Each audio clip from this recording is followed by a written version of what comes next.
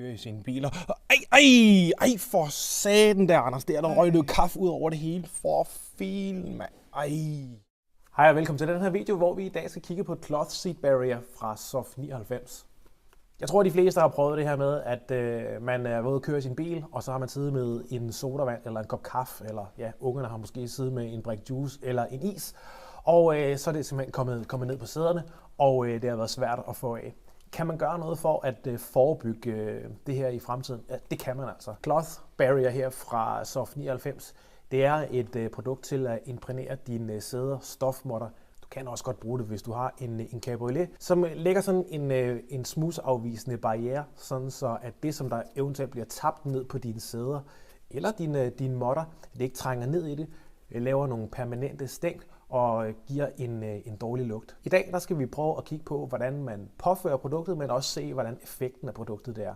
Overfladen, vi arbejder på i dag, er stofsædet her, og det kan være almindelig stof, det kan være alcantara, og som sagt, jamen, du kan også sagtens benytte det på dine stofmåtter, eller hvis du har en kalesje i stof. Det du simpelthen gør, det er, at du åbner for produktet, omryster det let, og så med cirka 20 cm afstand, der fordeler du produktet rigeligt.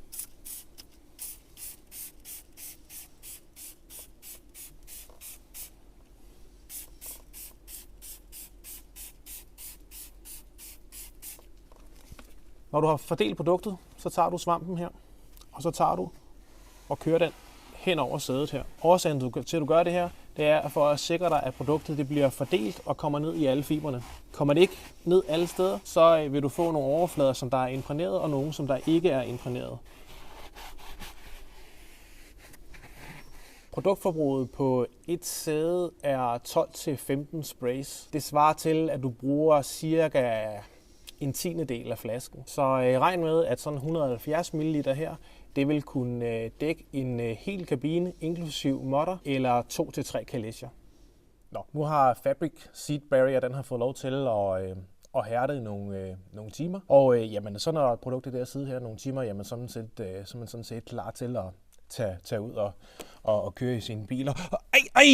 Ej, for satan der, Anders. Der røg noget kaffe ud over det hele. For filen, mand. Men heldigvis, så har vi jo imprægneret sædet, så som I kan se, så er der ikke nogen skade sket. Nå, så er ikke sagt, at I skal sidde og hælde kaffe ud over jeres sæder derhjemme, men det betyder også bare, jamen altså, når vi først har fået imprægneret sæder, måtter, og ja, for eksempel også kluden på vores cabriolet, jamen så er overfladen, de er lidt mere modstandsdygtige, skulle der ske nogle uheld.